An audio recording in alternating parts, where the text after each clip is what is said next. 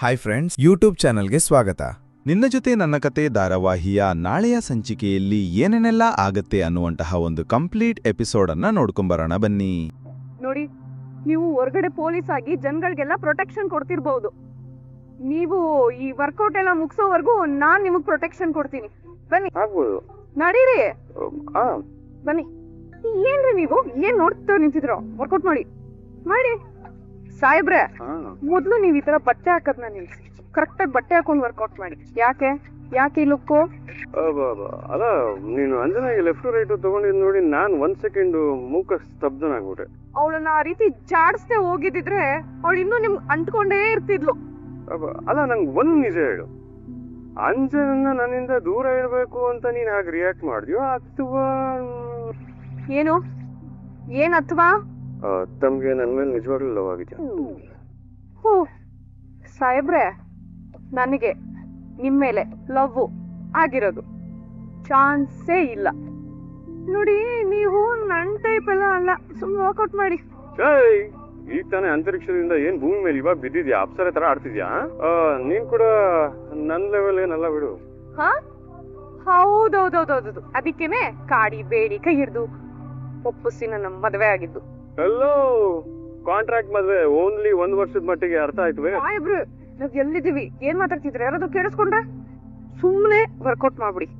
ನೀವು ಶೀಲವಂತ ಅಂತ ಅವಾಗವಾಗ ಹೇಳ್ತಾ ಇರ್ತೀರಲ್ಲ, ನಿಮ್ ಶೀಲನ ನಾನ್ ಕಾಪಾಡ್ತೀನಿ ಆ ಮಾಯಾಂಗನಿ ಅಂಜನಾಯಿಂದ. ಏನಾಯ್ತು? ಯಾಕೆ ಹೇಳ್ತಿದ್ಯಾ? ನನ್ ಪೊಲೀಸ್ ಕಾನ್ಸ್ಟೇಬಲ್ ಆಗ್ಬೇಕು ಅನ್ನೋದು ನನ್ ಕನ್ಸು ಸಾಹೇಬ್ರೆ. ಅದೇ ಹೋಗ್ತಾ ಹೋಗ್ತಾ ನನ್ ಕನ್ಸು ನನ್ನ ಅಪ್ಪನ ಕನ್ಸು ಆಗಿತ್ತು.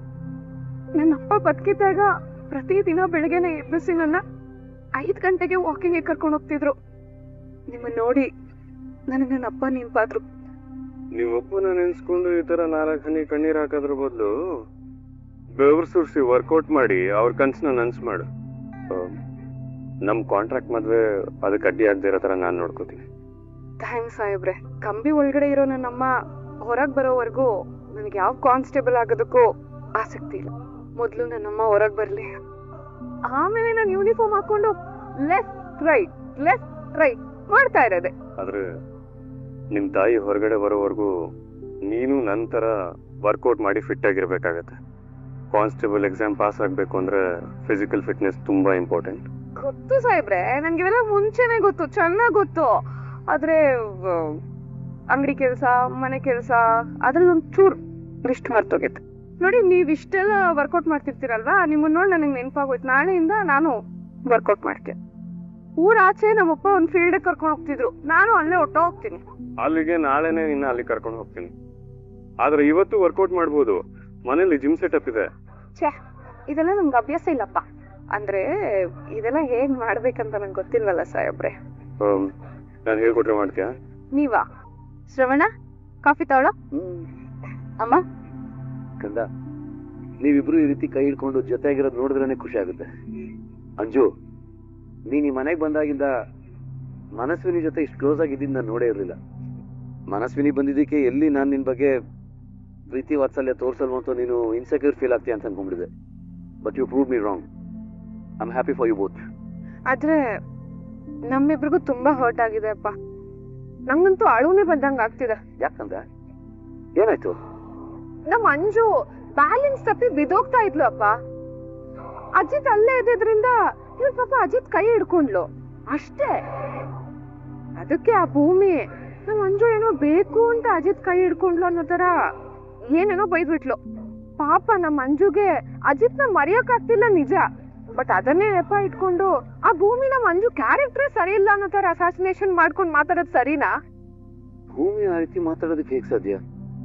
ಆದ್ರೆ ಮಾತಾಡಿದ್ಲಲ್ಲ ದೊಡ್ಡಪ್ಪ, ನಿಮ್ಗೆ ನಿಮ್ಮಿಬ್ಬರ ಮಕ್ಕಳಿಗಿಂತ ಆ ಭೂಮಿ ಮೇಲೆ ನಂಬಿಕೆ ಜಾಸ್ತಿನಾ? ಅದ್ ಹಾಗಲ್ಲ ಕಂದ. ಹಾವು ಮುಂಗ್ಸಿ ಒಂದಾಗೋಕ್ ಸಾಧ್ಯನಾ? ಏನ್ ನಡೀತಿದೆ ಇಲ್ಲಿ? ಆದ್ರೆ ಭೂಮಿ ಮತ್ತೆ ಶ್ರವಣ್ ಮಧ್ಯೆ ಕಿಡಿ ಹಚ್ಚೋಕ್ ನೋಡ್ತಿರೋದಂತೂ ಕಾಣ್ತಿದೆ. ನಾನು ಕೈ ಜೋಡಿಸ್ಬೇಕು. ಎಸ್. ಏನ್ ಬಾಬಾ ಇದು? ಭೂಮಿನ ನನ್ನ ಮಗಳು ಅಂತ ಹೇಳಿದ್ದೀನಿ.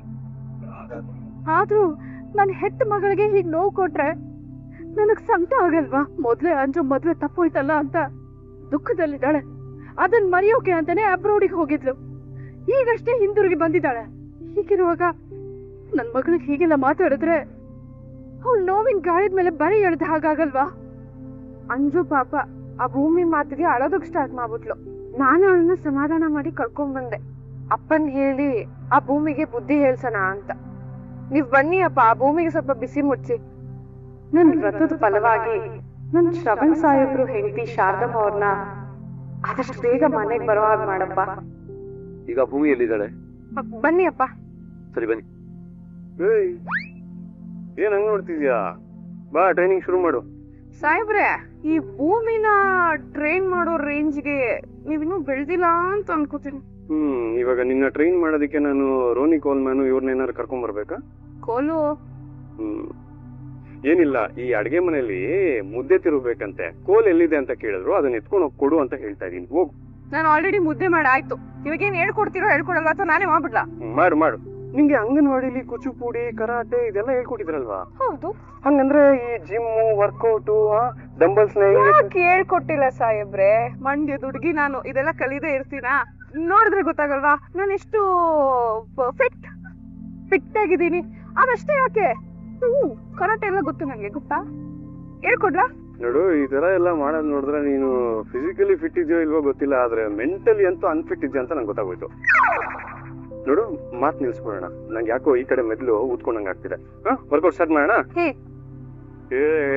ನಿಲ್ಸು ನಿಲ್ಸು ನಿಲ್ಸು. ನಾನು ಹೇಳಿದಷ್ಟು ಮಾತ್ರ ಮಾಡು. ಡಂಬಲ್ಸ್ ಬಿದ್ದೋದ್ರೆ ಹೆಂಗ್ ಕ್ಯಾಚ್ ಹಿಡಿಬೇಕು ಅಂತ ಪ್ರಾಕ್ಟೀಸ್ ಮಾಡಿದೆ ಅಷ್ಟೇ ಅಲ್ವಾ? ಏನ್ ಗೊತ್ತಾಯ್ತು ಸಾಹೇಬ್ರೆ ನಿಮ್ಗೆ? ಗೊತ್ತಾಗಿದೆ. 4 ತಿಂಗಳು ನಿನ್ ಜೊತೆಲಿರೋದು. ಈ ಎರಡು ಹಿಡ್ಕೋಬೇಕಾ? ಇಲ್ಲ, ಕರಿ ಯಾರನ್ನಾರ 4 ಜನನ್ನ ಬೆಳ್ಕೊಡಿ. ನೋಡು, ಈಗ ಡಂಬಲ್ಸ್ ನ ಇಲ್ಲಿಂದ ಶುರು ಮಾಡಿ ಹಂಗೇ ಮೇಲ್ ತಗೊಂಡ್ಬಂದು ಹೀಗ್ ಮಾಡೋದ್ರಿಂದ ಈ ಬೈಸೆಪ್ಸ್ ಮಸಲ್ಸ್ ಎಲ್ಲ ಗ್ರೋ ಆಗುತ್ತೆ. ಓಕೆ, ಮಾಡೋ. ಕಮಾನ್ ಕಮಾನ್ ಕಮಾನ್. ಅಲ್ಲ, ನಾನು ನಿನ್ನ ಫಿಸಿಕಲಿ ಫಿಟ್ ಮಾಡ್ಬೇಕು ಅಂತ ನೋಡಿದ್ರೆ, ಆದ್ರೆ ನೀನು ನನ್ನ ಮೇಲೆ ಡಂಬಲ್ಸ್ ಎತ್ತಾಕ್ಬಿಟ್ಟು ನನ್ನ ಫಿಸಿಕಲಿ ಅನ್ಫಿಟ್ ಮಾಡ್ಬೇಕು ಅಂತ ನೋಡ್ತಿದ್ಯಲ್ವಾ? ಅಯ್ಯೋ ಸಾಹೇಬ್ರೆ, ಈ ತರ ನೀವ್ ಸಿಡುಕ್ಮೂತಿ ಸಿದ್ದಪ್ಪನ್ ತರ ಹೇಳ್ಕೊಟ್ರೆ ದೇವ್ರಾಣಿಗೂ ನಾನ್ ಕಲಿಯಕ್ಕಾಗಲ್ಲ. ನಮ್ಮಪ್ಪ ಅದ್ ಎಷ್ಟು ಪ್ರೀತಿಯಿಂದ ಹೇಳ್ಕೊಡ್ತಾ ಇದ್ರು ಗೊತ್ತಾ? ದೇವ್ರೇ ಬರ್ತಿರ್ಲಿಲ್ಲ, ಕಿಲೋಮೀಟರ್ ಗಟ್ಲೆ ಓಡಿದ್ರು. ಈಗ ನೋಡಿ, ಸ್ವಿಮ್ಮಿಂಗ್ ಪೂಲ್ ಇದೆ, ಎಲ್ಲರೂ ಹಿಂಡು 1 ಅಡಿ ಮೇಲ್ ಬರುತ್ತೆ ನೀರು. ಸಾಹೇಬ್ರೆ ಯಾವಾಗ್ಲೂ ಜೋಕ್ಸ್ ಅಪ್ಪ. ನಮ್ಮ ಮಂಜುಗೆ ಬೈಯೋದಕ್ಕೆ ಅಧಿಕಾರ ಕೊಟ್ಟವ್ರು ಯಾರು ನಿನ್ಗೆ? ನಿನ್ನೆ ಕೇಳ್ತಾ ಇರೋದು. ಸಾಹೇಬ್ರೆ, ನೀವ್ ನನ್ನ ತಪ್ಪು ತಿಳ್ಕೊಂಡಿದ್ದೀರಾ. ಸತ್ಯ ಮಾತಾಡೋಣ. ಮನಸ್ಸಿನ ಎಲ್ಲ ವಿಷಯ ಹೇಳಿದಾರೆ. ಏನೋ ನಡಿಬೇಕಾದ್ರೆ ಸ್ವಲ್ಪ ಜಾರಿದ್ದಾರೆ, ಅಜಿತ ಹಿಡ್ಕೊಂಡಿದ್ದಾರೆ. ಅದ್ರಲ್ಲೇನ್ ತಪ್ಪು? ವ್ಯಕ್ತಿ ಜಾರಿದ್ರೆ ತಪ್ಪಿಲ್ಲ, ಆದ್ರೆ ವ್ಯಕ್ತಿತ್ವ ಜಾರಿದ್ರೆ? ನೋಡಿ ದೊಡ್ಡಪ್ಪ, ಅಜಿತ್ ಹೇಗ್ ಮಾತಾಡ್ತಾನೆ ಅಂತ. ಇದು ಅಜಿತ್ ಮಾತಾಡ್ತಿರೋದಲ್ಲ, ಟೀ ಅಂಗಡಿ ಮಾತಾಡಿಸ್ತಾ ಇರೋದು. ಅಜಿತ್, ಮನಸ್ವಿನಿ ನನ್ನ ಮಗಳು ಅನ್ನೋದು ನೆನಪಿರ್ಲಿ. ಭೂಮಿ ನನ್ನ ಹೆಂಡತಿ ನನ್ನ ನೆನಪಿರ್ಲಿ. ಸಾಕ್ ಮಾಡಿ. ಏನಿದು ನಮ್ಮಲ್ಲೇ ಹೊಡೆದಾಟ, ಮಾತಿನ ಯುದ್ಧ? ಮನಸ್ಸಿನಿ ಎಲ್ಲ ತಂದು ಶ್ರವಣ್ ತಲೆ ತುಂಬೋ ಅಗತ್ಯ ಇತ್ತ ನಿನ್ಗೆ? ಅಜ್ಜಿ, ನೀವುಗಳು ಮಾತಲ್ಲಿ ಸ್ವಲ್ಪ ಎಚ್ಚರ ಇಟ್ಕೊಂಡ್ರೆ ಒಳ್ಳೇದು. ಅಜ್ಜಿ, ತಪ್ಪು ಮಾಡಿರೋರು ಎಚ್ಚರ ಇಟ್ಕೊಂಡು ಮಾತಾಡಿದ್ರೆ ಒಳ್ಳೇದು. ನಾನಾಗಿರ್ಬೋದು, ಭೂಮಿ ಆಗಿರ್ಬೋದು, ಇದ್ರಲ್ಲಿ ಯಾವ್ದೇ ಕಾರಣಕ್ಕೂ ಯಾವ್ದೇ ತಪ್ಪು ಮಾಡಿಲ್ಲ. ತಪ್ಪು ಮಾಡಿಲ್ವಂತೆ. ನ್ಯಾಯವಾಗಿ ನೋಡಿದ್ರೆ ಅವಳ ಜಾಗದಲ್ಲಿ ನಮ್ಮ ಅಂಜು ಇರ್ಬೇಕಾಗಿತ್ತು. ಅಂಜು ಪಾಲಿನ ಸುಖ ಸಂತೋಷ ಕಿತ್ಕೊಂಡವಳು ಇವಳು. ಈಗ ನೋಡಿದ್ರೆ ಏನೋ ನಿನ್ನಿಂದ ಅವಳಿಂದ ಕಿತ್ಕೊಳ್ಳೋದಕ್ಕೆ ಅಂಜು ಬಂದಿದ್ದಾಳೆ ಅನ್ನೋ ತರ ಆಡ್ತಿದ್ದಾಳಲ್ಲ. ಏಯ್, ಸ್ವಲ್ಪ ದಿನದಿಂದ ನಿನ್ನ ವಿಷಯದಲ್ಲಿ ಮೃದುವಾಗಿದ್ದೀನಿ ಮಾತ್ರಕ್ಕೆ ಸದರ ತಗೊಳೋದಕ್ಕೆ ಬರಬೇಡ. ಅದೇ ಸದರ ಇಟ್ಕೊಂಡು ನನ್ನ ಮಕ್ಕಳ ಮೇಲೆ ಜಗಳಕ್ಕೆ ಬರಬೇಡ. ನೀನಷ್ಟೇ ಅಲ್ಲ, ಯಾರೇ ನನ್ನ ಮಕ್ಕಳ ವಿಷಯಕ್ಕೆ ಬಂದ್ರು ನಾನ್ ಸುಮ್ಮನೆ ಇರೋದಿಲ್ಲ. ಬನ್ನಿ ನೀವು. ಹೇಗಿತ್ತು ಅಂಜು ನಿಮ್ ದೊಡ್ಡಪ್ಪನ ಕೈಯಲ್ಲಿ ಭೂಮಿಗೆ ಬಯಸಿದ್ದು? ನಂಗಂತೂ ಸಮಾಧಾನ ಆಗ್ಲಿಲ್ಲ. ದೊಡ್ಡಪ್ಪ ಭೂಮಿ ಕೆನ್ನೆಗೆ ಪಟ್ಟಾರ್ ಅಂತ ಒಂದ್ ಬಿಡ್ಬೇಕಾಗಿತ್ತು. ಡೋಂಟ್ ವರಿ ಅಂಜು, ಇಂಥ ಆಪರ್ಚುನಿಟೀಸ್ ನಮ್ಗೇನು ಬರ್ತಾ ಇರುತ್ತೆ. ಆಗ ನಿಮ್ ದೊಡ್ಡಪ್ಪನ ಕೈಯಿಂದ ಹೊಡ್ಸೋದ್ ಮಾತ್ರ ಅಲ್ಲ, ಅವಳು ಕತ್ತಿರ್ದು ಮನೆಯಿಂದ ಆಚೆ ಹಾಕ್ಸೋಣ. ಏನು ಇಬ್ರು ಕ್ಲೋಸ್ ಆಗಿ ಮಾತಾಡ್ತಿದ್ದೀರಾ? ಅಬ್ಬಬ್ಬಾ, ಒಬ್ರಿಗೊಬ್ರು ಕಂಡ್ರೇನೆ ಆಗ್ತಿರ್ಲಿಲ್ಲ. ಪರವಾಗಿಲ್ವೇ, ಇಬ್ರು ಕುಚಿಕುಗಳ ತರ ಮಾತಾಡ್ತಿದ್ದೀರಾ? ಸಿಂಪಲ್ ಅಪ್ಪು, ನಮ್ಮಿಬ್ರಿಗೆ ಹೇಗ್ ಭೂಮಿ ಕಂಡ್ರೆ ಆಗಲ್ವೋ, ಇವಳು ಹಾಗೇನೆ.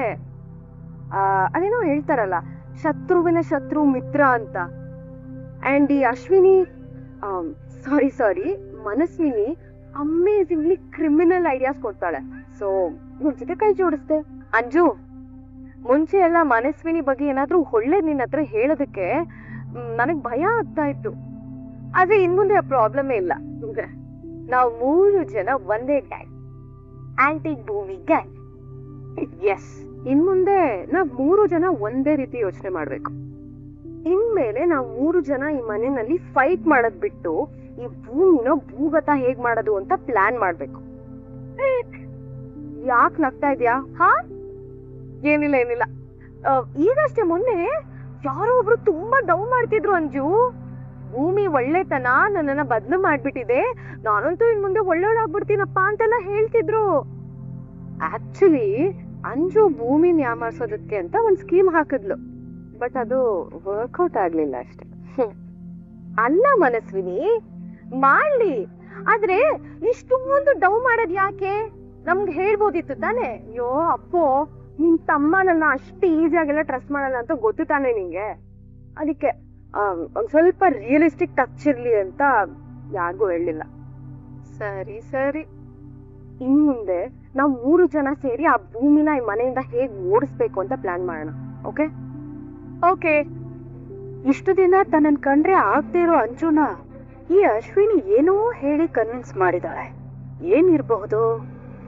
ನನ್ನಿಂದ ಮುಚ್ಚಿಟ್ಟು ಏನೋ ನಡೆಸ್ತಿದ್ದಾರೆ. ಈಗ ನಾನು ಏನು ಅಂತ ಕೇಳಿದ್ರು ನಿಜ ಹೇಳ್ತಾರೆ ಅನ್ನೋ ನಂಬಿಕೆ ನನ್ಗಿಲ್ಲ. ಇರ್ಲಿ, ನಾನೇ ಪತ್ತೆ ಮಾಡ್ತೇನೆ. ಎಷ್ಟು ಸಲಿ ಅಂತ ಶ್ರವಣ್ ಮಾವ ಹೇಳಿದ್ದನ್ನ ರಿಪೀಟ್ ಟೆಲಿಕಾಸ್ಟ್ ಮಾಡ್ಕೊಂತೀನಿ ನಿನ್ ಮೈಂಡಲ್ಲಿ. ಅದರಿಂದ ನಮಗೆ ಹರ್ಟ್ ಅಂತ ತುಂಬಾ ಸಲ ಹೇಳಿದೀನಿ ನಿನ್ಗೆ.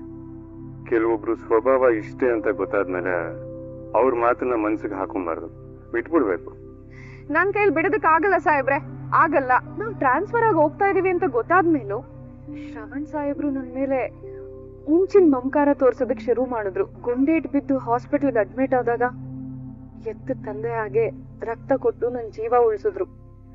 ನನ್ನ ಅಪ್ಪ ಇಲ್ಲ ಅನ್ನೋದೇ ಮರ್ತೋಗೋ ತರ ಮಾಡಿದ್ರು. ಇದಕ್ಕೆಲ್ಲ ನನ್ನ ದೇವ್ರ ಹತ್ರ ಅದ್ ಎಷ್ಟು ಸಲ ಥ್ಯಾಂಕ್ಸ್ ಹೇಳಿದೀನಿ ಗೊತ್ತಾ? ಆದ್ರೆ ಕಷ್ಟಪಟ್ಟು ಹಾಕಿರೋ ಸುಂದರವಾದ ರಂಗೋಲಿ ಮಳೆ ಬಂದು ಕೊಚ್ಕೊಂಡು ಹೋಗೋ ಹಾಗೆ ಬೆಳಗ್ಗೆ ಅಜ್ಜು ಮಾಡಿದ ಕೆಲ್ಸದಿಂದ ನನ್ನ ಮತ್ತೆ ಶ್ರವಣ್ ಸಾಹೇಬ್ರ ಮಧ್ಯೆ ಇದ್ದ ಆ ಮಧುರವಾದ ಸಂಬಂಧ ಒಂದೇ ನಿಮಿಷದಲ್ಲಿ ಹಾಳಾಗೋಯ್ತು. ಅದಕ್ಕೆ ಸಾಹೇಬ್ರೆ ತುಂಬಾ ಬೇಜಾರಾಗ್ತಾ ಇದೆ. ಇನ್ನು 8 ತಿಂಗಳಾದ್ಮೇಲೆ ಈ ಮನೆ ಬಿಟ್ಟು ಹೋಗೋಳ್ಳಿ. ಸುಮ್ಮನೆ ಯಾಕೆ ಶ್ರವಣ್ ಮಾವನ್ ಬಗ್ಗೆ ಇಷ್ಟೊಂದು ಅಟ್ಯಾಚ್ಮೆಂಟ್ ಬೆಳೆಸ್ಕೊಂತೀಯ ನೀನು? ಅವ್ರು ನಿಜಕ್ಕೂ ನಿನ್ ತಂದೆ ಅನ್ನೋ ತರ ನೀನು ಓವರ್ ಆಗಿ ಫೀಲ್ ಆಗ್ಬೇಡ. ಅಜ್ಜಿ, ಸೋದ್ರ ಮಾವ, ಅತ್ತೆ, ಅಪ್ಪ, ಅಮ್ಮ, ತಮ್ಮ, ಒಬ್ಳು ಅಕ್ಕ, ಇವರೆಲ್ಲ ತುಂಬಿರೋ ಅಂತ ಮನೇಲಿ ಹುಟ್ಟಿದೀರಾ ನೀವು. ನಿಮ್ಗೆ ನಾನು ಏನ್ ಮಿಸ್ ಮಾಡ್ಕೋತಾ ಇದ್ದೀನಿ ಅಂತ ಅರ್ಥ ಆಗ್ತಿಲ್ಲ ಸಾಹೇಬ್ರೆ. ಈಗ ನನ್ನವರು ಅಂತ ನನ್ ಜೊತೆಗೆ ಯಾರು ಇಲ್ಲ. ನಾನಿಲ್ವಾ? ನೀವ್ ನಿಜಕ್ಕೂ ನನ್ನವ್ರ? ನೀವು ನನ್ನವ್ರಲ್ಲ ಅಲ್ವಾ? ತಾಳಿ ಕಟ್ಟಿದೀರಾ. 8 ತಿಂಗಳಾದ್ಮೇಲೆ ಈ ಮನೆ ಬಿಟ್ಟು ಹೋಗ್ಬೇಕು ಅಂತ ಪದೇ ಪದೇ ನೆನಪು ಮಾಡ್ತಾ ಇರ್ತೀರಾ. ಹೋಗ್ಲೇಬೇಕಾಗಿರೋದು ನನಗ್ ಗೊತ್ತಿರೋ ಸತ್ಯನೇ ಅಲ್ವಾ? ಅಮ್ಮ ಜೈಲಲ್ಲಿದ್ದಾಳೆ. ನಮ್ಮಿಬ್ರು ಮದ್ವೆ ಕಾಂಟ್ರಾಕ್ಟ್ ಮುಗಿಯೋವರೆಗೂ ನಾನು ಅವ್ರಿಗೆ ಮುಖ ತೋರ್ಸೋದಕ್ ಆಗೋದಿಲ್ಲ. ಈ 4 ತಿಂಗಳಲ್ಲಿ ಶ್ರವಣ್ ಸಾಹೇಬ್ರಲ್ಲಿ ನನ್ ತಂದೆ ನಾನ್ ಕಂಡೆ. ತಂದೆನ ಕಳ್ಕೊಂಡ್ಮೇಲೆ ತಂದೆ ಆಗಿ ಪ್ರೀತಿಸೋರು ಸಿಗೋದು ಅದ್ ತುಂಬಾನೇ ದೊಡ್ಡ ವಿಷಯ. ಆ ಪ್ರೀತಿ ಮತ್ತೆ ಮಿಸ್ ಆಗತ್ತೆ ಅಂದ್ರೆ ನಿಮ್ಗೆ ಅರ್ಥ ಆಗಲ್ಲ ಬಿಡಿ ಸಾಹೇಬ್ರೆ. ಹೆತ್ತು ಮಕ್ಕಳು ಕಣ್ಣು ಮುಂದೆನೆ ಜನ್ಮ ಕೊಟ್ಟವ್ರು ಕಣ್ಣು ಮುಚ್ಚಿ ಮಲಗಿರೋದನ್ನ ನೋಡೋದಿದೆಯಲ್ಲ, ಅದು ಯಾವ ಶತ್ರುಗೂ ಬೇಡ ಸಾಹೇಬ್ರೆ. ಪ್ರತಿಯೊಂದಕ್ಕೂ ಅಮ್ಮ ಅಮ್ಮ ಅಂತಾನೆ ಇರ್ತೀವಿ, ಆದ್ರೆ ಅಪ್ಪನ ಮರ್ತೋಗ್ತೀವಿ. ಆದ್ರೆ ಅಪ್ಪ ಕಣ್ಮರೆ ಆದಾಗ್ಲೇನೆ ಅಪ್ಪ ಏನು ಅಂತ ಗೊತ್ತಾಗೋದು. ಸಾಹೇಬ್ರೆ, ನಿಮ್ ಡ್ಯೂಟಿಗೆ ಲೇಟ್ ಆಯ್ತು, ನಡೀರಿ ನಾನು ಬಾಕ್ಸ್ ಕಟ್ತೀನಿ.